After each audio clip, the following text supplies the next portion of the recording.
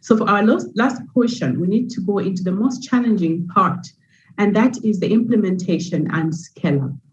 For this, we have called on 5 worldwide experts that will discuss and share with us their perspectives and how these recommendations can be implemented and change the curve of cervical cancer incidence in countries. And I'm calling this the Professors Club. And these are Professor Raul Murillo, who is the director of the Javeriana Oncology Center, the Cancer Center of the San Ignacio University Hospital at the Pontifical Javeriana University in Colombia, and has over 20 years experience in the rollout and use of cervical cancer screening.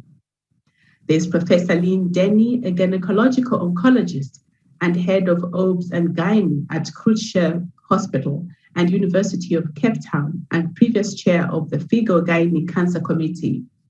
Professor Denny has been a researcher and innovator in screening and treatment to prevent cervical cancer in low-resource settings for several decades, especially in the context of caring for women living with HIV. And then we have Professor Fanghui Zhao. Professor Zhao leads her research interests towards global health, particularly to reduce the health inequity in vulnerable populations and in low-resource regions, and has conducted multiple clinical trials for cervical cancer screening. Professor Groesbeck Parham, and he is from Zambia. We're also hearing from him. And lastly, Professor Mike Chinenje is a gynecology cancer doctor who has cared for women in Zimbabwe during his career and also has conducted critical research about cervical cancer screening. His outstanding work has been a determinant in increasing access to screening and treatment to all women, particularly in the African region, and his work served as a critical precursor in scaling up the VIA-based program in many countries in Africa. Additionally, Professor Chinenje served as the co-chair, together with Judith Rode, of the World Health Organization Guideline Development Group that made these recommendations we are launching today. You can see a slide with their impressive credentials on the screen. And I'd like to say thank you to all of them for joining us for the launch and for this interactive roundtable session. And so I will ask each one of them to address an implementation question, and they will answer for about 3 minutes. At the end of the session, we're going to have Professor Mike Chinenje give his reflections. Please remember that if you have any questions, post them in the chat box and they will be addressed. I will start with Professor Paul Murillo. Professor Paul Murillo, can you please offer to us some of your insights on what you think may work or be solutions to participation, implementation, and scale-up?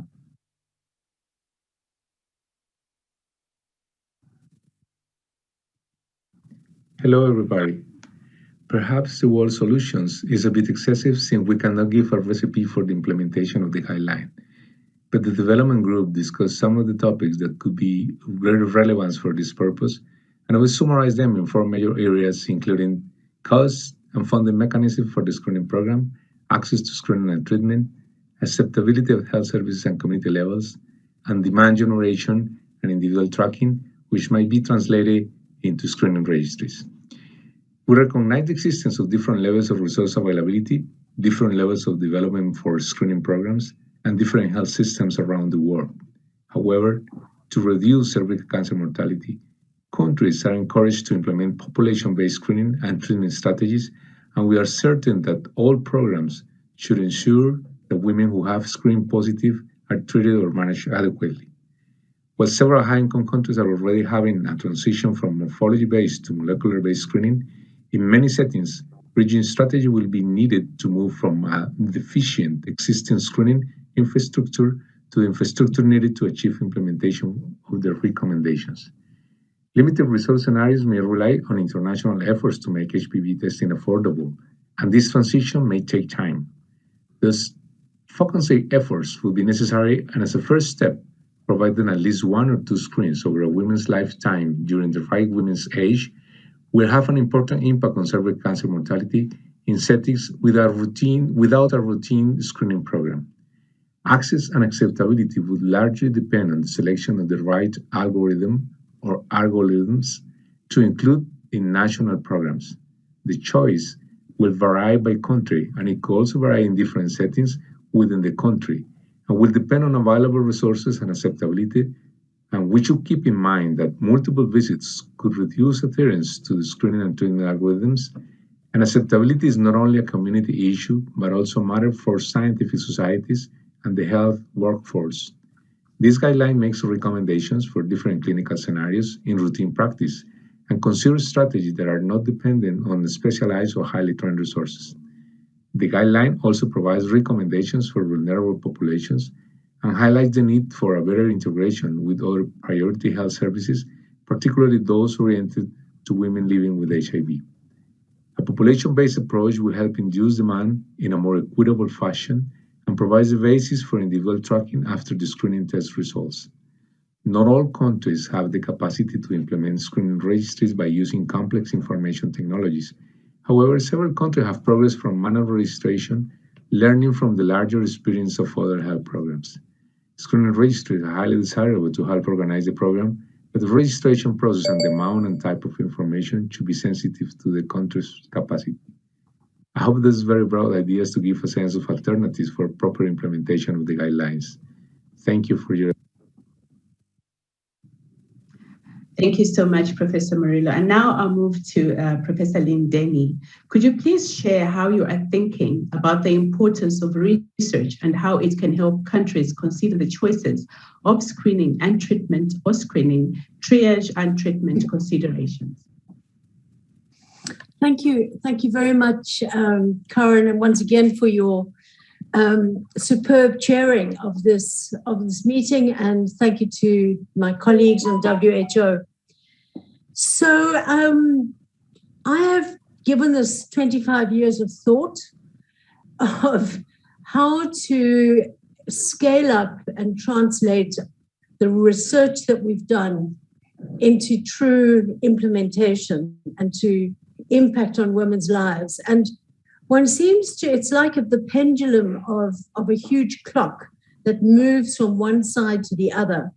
So at one point when I was younger, it was very exciting that we had molecular testing, that we introduced the concept of screen and treat, which would provide on-site services to women, improve coverage, and that the ability of molecular tests to actually detect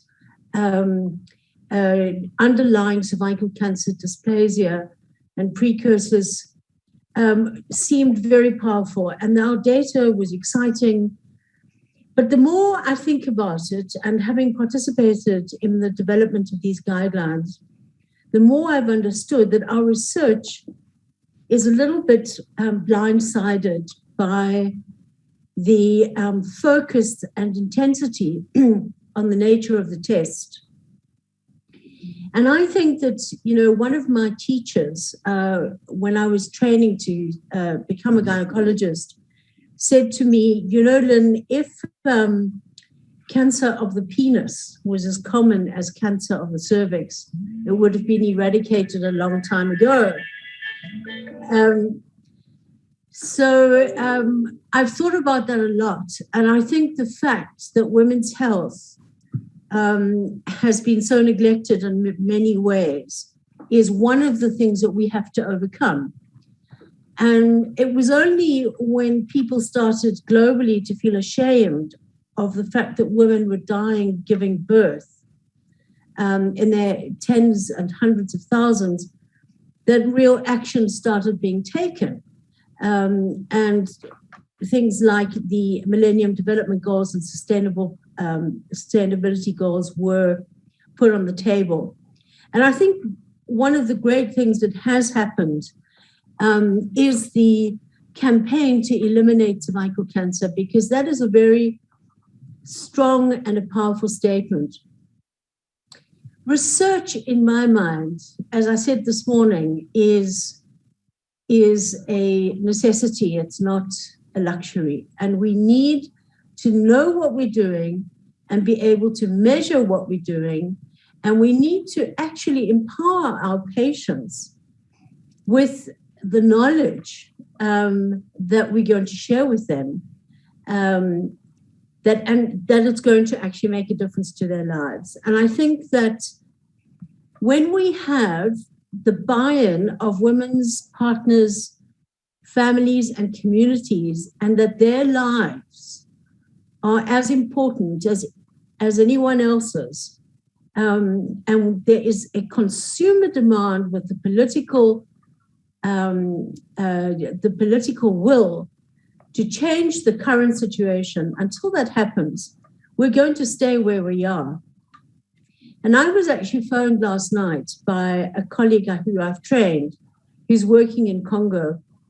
And there is absolutely no radiation treatment available. There's no colposcopy.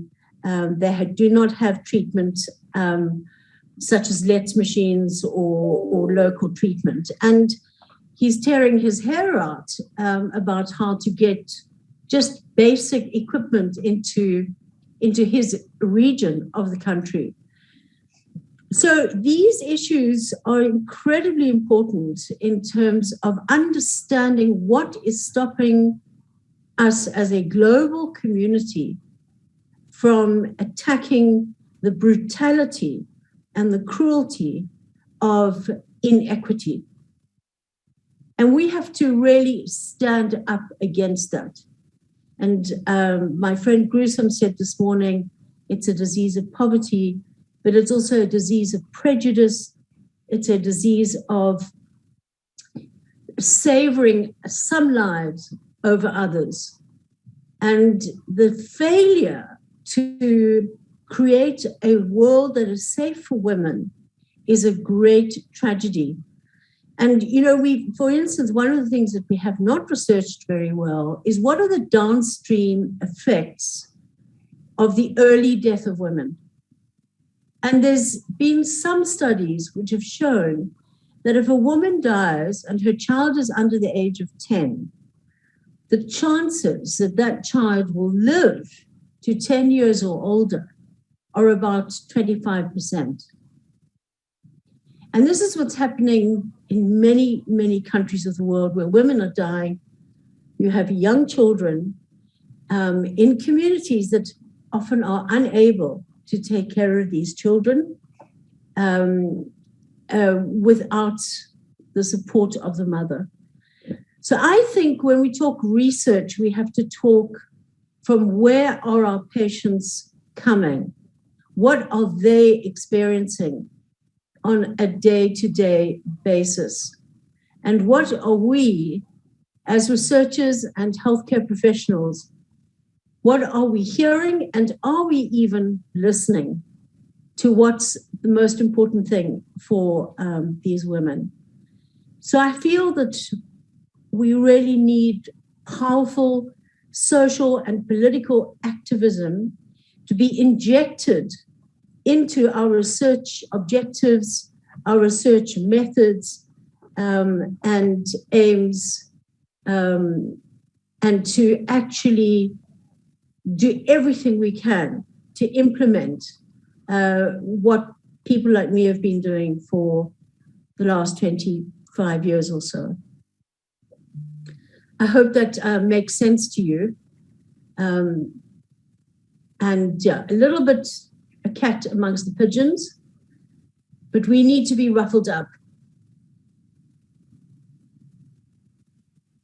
Thank you.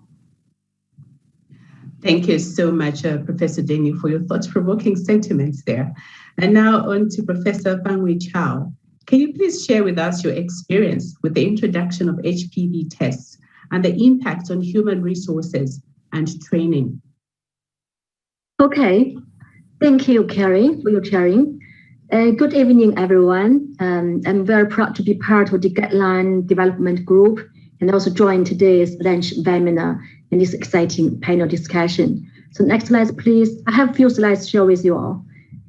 So the WHO new recommendations highlight the transition of primary screening test from the cytology or VIA-based screening to the HPV test. So with the main purpose to support countries improve the coverage and outcomes of cervical cancer screening. So next slide, please. So this slide I'm showing you is the key stakeholders who are essential to the success of a program.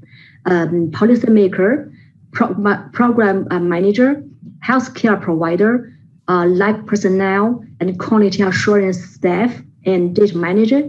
So all of these during the transition is challenging to have them all be updated, the knowledge, and also retraining to accommodate the HPV-based program. So next slide, please. So here I'm take China as an example for HPV test introduction.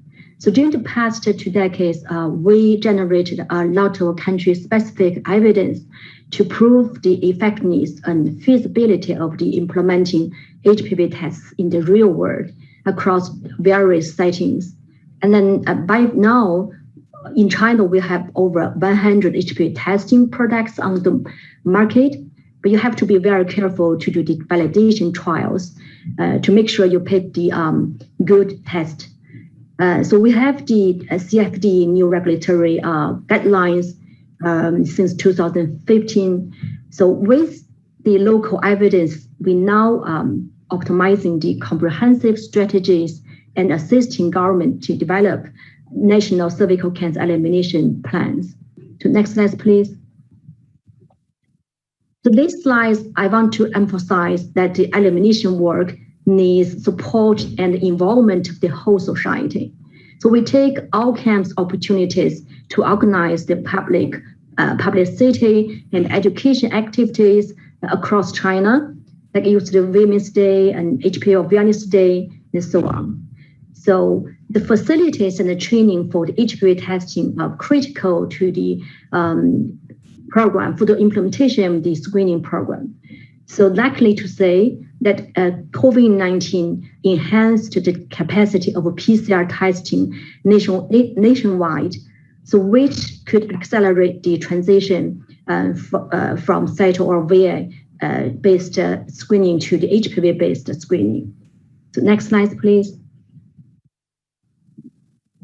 So the last slide I want to say is now we are in the track of moving towards to 2030 targets, scaling up the national screening program, and the free HPV vaccination has initiated in cities of all the Xiamen and the Guangdong province, which is a good start of a promotion on the HPV vaccination.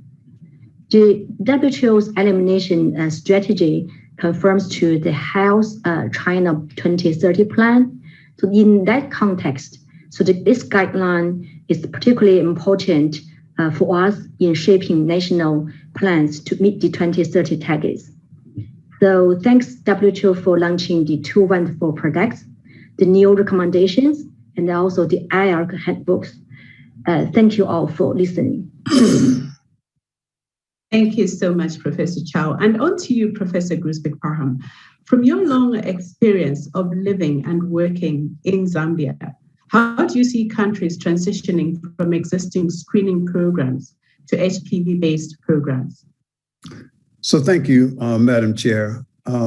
First, I want to say what an honor it is to be able to participate in this launch of the new cervical cancer prevention guidelines. But also I want to echo what my great friend Lynette Denny just talked about. And I do agree with her. No matter how much technology we have, and no matter how effective it is, and no matter what performance level it operates at, we won't get very far unless we put this disease and the women who have it in the proper social context. And it deserves a movement. And that's the only thing that's going to drive this off the planet, is a social movement, because it is a social disease. So let me just briefly preface my thoughts about transitioning to HIV testing by saying, I think if you already have a cytology or VIA-based program or some combination of the two, I don't think it's wise to end it, as some people are recommending, a rapid end to it under the banner of what they are calling de-implementation. I think instead, this opportunity to implement these new guidelines should be used to build on the screening platforms that you and your countries innovatively created using local knowledge, local intelligence, experience, and wisdom. Otherwise, you stand the chance of interrupting the screening services that you do have, confusing women in the community in the process, and potentially demoralizing health providers, making them think that they've done something wrong or bad or harmful to patients, when in fact, they were simply using what it was that they had, what was available, to try to screen women and treat disease that they discovered. So my thoughts on how to catalyze this transition to HPV testing, and it's going to, as Mike Chinenje said in the last session, it's going to take time, and different countries will go about it differently, and the time frames will be different depending on your local situations. But first, I would perform a quick and thorough and brutally, and I say brutally because we often overinflate our achievements. And so in this particular case, we really need to be honest about what we have been able to achieve, the strengths and weaknesses of the present programs that we have, what they've been able to accomplish, and what has failed and why. Then after we've performed the assessment, and it shouldn't take long to do that, several months maybe, I think we need to really go about radically changing, and I mean radically, definitively changing those aspects of the program that have not worked, preserving and strengthening those aspects that have worked, and then building in the missing components. And this is really all about health system strengthening. We hear that term a lot, but the question is, what is that? What does that mean? And so I think if we start trying to build in some of these missing components, I think we'll see what that really means on a ground floor level. So one is, I think we can rapidly, or we should rapidly go about reconfiguring our IEC materials. You heard the advocate HIV, the woman who was beautifully explained her difficulties in going through an experience with both HIV and HPV. And she raised some of the questions that need to be answered. What is HPV? And that her mother was concerned about. Where does it come from? Can I give it to somebody else? Can I give it to my children? Will it prevent me from getting pregnant, or will it harm my baby if I become pregnant? We need to, as Lynn said, listen to what women are asking, and then form the IEC materials around those critical questions to try to increase uptake. Then there's this stigma that's associated with having a positive HPV test. And that needs to be addressed. And again, these are all in communities that every time they turn around, they're hearing about a disease that they have. First, it was cholera and malaria. Then it was HIV and TB. Now it's COVID. Now we're talking about HPV is a problem. And so they are exhausted and tired of hearing about all of these negative things about them. So this has to be put in a framework of healthcare and trying to keep women alive, and not this negativity about disease and cancer, but it has to be truthfully presented, but in a positive framework. Provider education is something that has to be done, and it needs to be done quickly. Local experts, with the assistance of lots of people, who've been on these committees, I'm sure would be very happy to help you. But local experts need to establish nationwide educational seminars to inform the frontline healthcare providers of the new treatment algorithms, the new eligibility criteria, because they have changed. They're similar, but a lot of the terminology has changed. We're talking about TZ or transformation zone types. They need to understand what that is. That term comes out of colposcopy, and most of these countries, low-income countries, don't have colposcopy available, so it's a new terminology. Then there are the new patient follow-up guidelines, HIV positive, HIV negative. They need to become aware of this. Procurement is where I think we lose a lot. You can, in many countries, you can, providers can give you a list of things that they need. And by the time they go through this porous dark hole that's called a procurement system, what they get back is often not what they need. It's not the amount, it's not the quality. They may order 10 speculums and they end up with 2 and they're of poor quality. They may order 5 loops to perform LETs and they end up with one size of a loop. They may order something to help control bleeding and it's never delivered. They may order lignocaine with epinephrine to help control bleeding during a LEAP or LETs, and that's not delivered, or the needles are not there. And so we need to really take and the prices of some of these things when they're ordered are sometimes quadrupled over what they really cost. And why is that? We need to get into these procurement systems and figure out how to make them work well, how to make them transparent so that the providers have what they need all the time. Referral systems, it's another big problem. Something that needs to be strengthened rapidly. We lose patients who test HPV positive and we can't get them back in for triage or eligibility tests. We lose patients, and a significant number of patients who are HIV positive will test HPV positive, and a significant number of those will need LEAP or LETs. And we lose half of those patients when they're referred.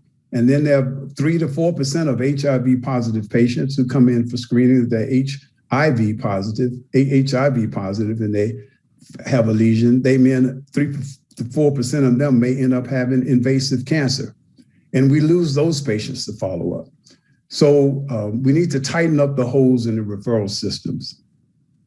I know we're talking about self-testing, and self-testing is a great step. But that test, once it is obtained by that patient, still needs to be taken to a lab. And that lab needs to analyze that HPV test. And then the results need to get back to the clinic in a timely fashion. The same thing with the tissue that's removed at the time of biopsy or LETs. And if that's not done efficiently, the providers they lose confidence in the system. The patients come back several times and they lose confidence in the system. And then sometimes we lose them in follow-up. So the laboratory infrastructure, those holes need to be tightened up. And then we need to work on developing a focused, lean, and manageable monitoring and evaluation system that can assess all of these things that I just mentioned, and that responds and that measures the indicators so that programmatic modifications can be made, and also practical research can be done.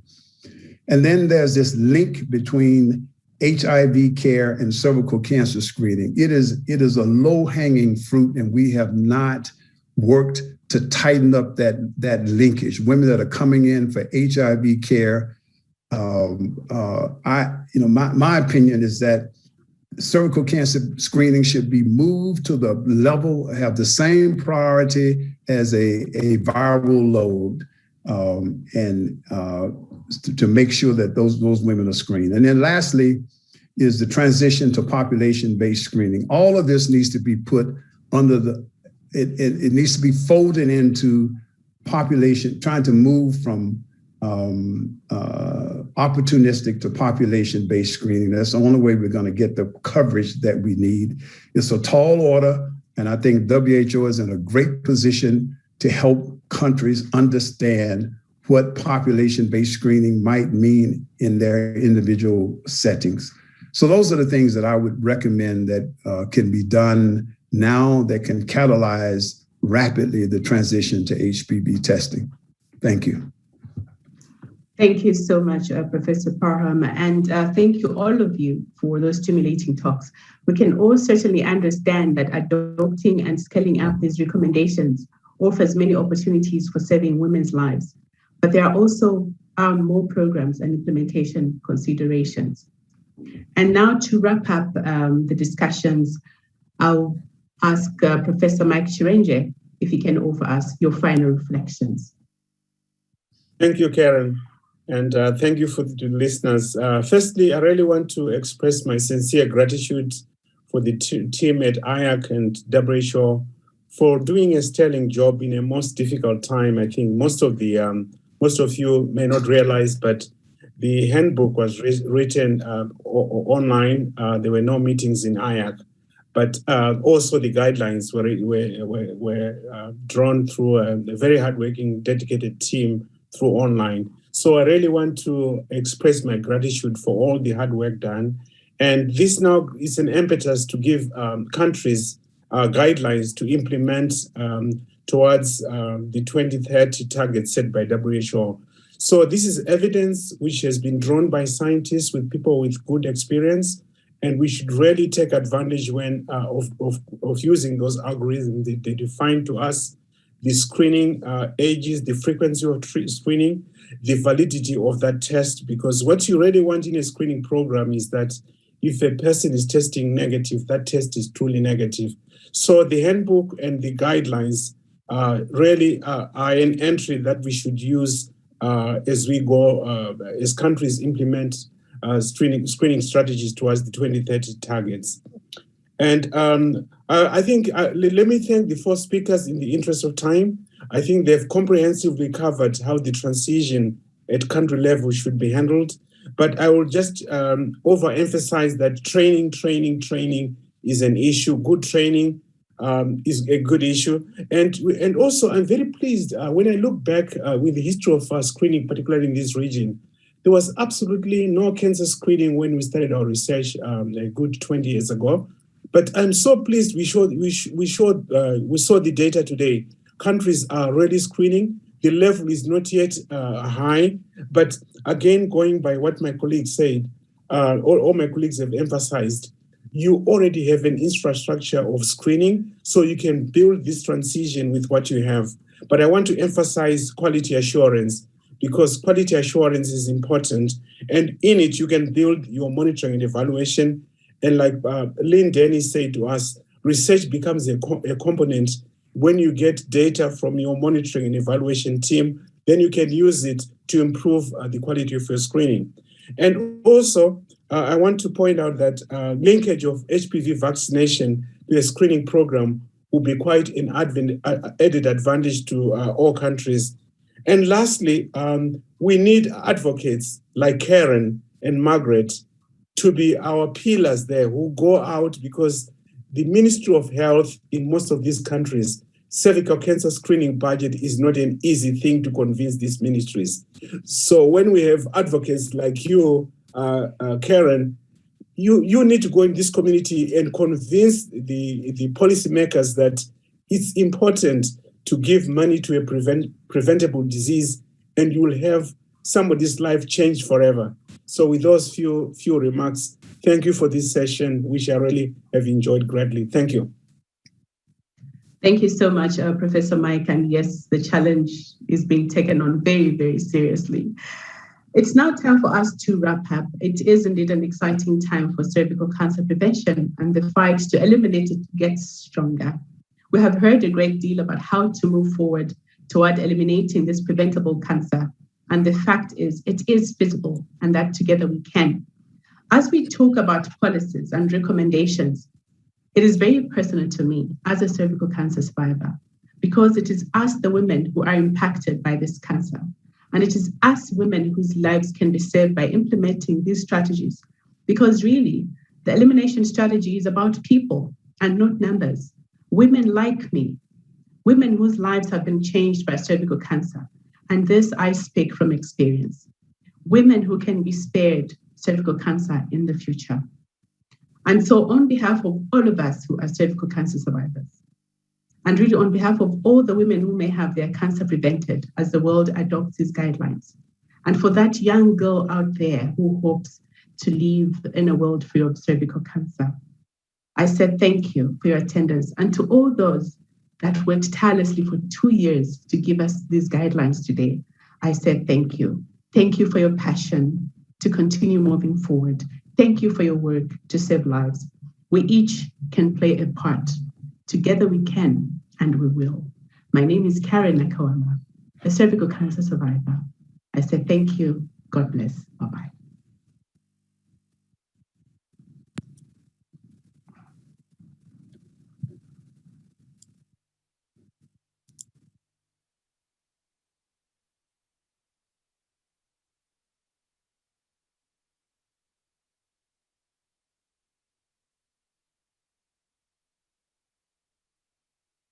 Record.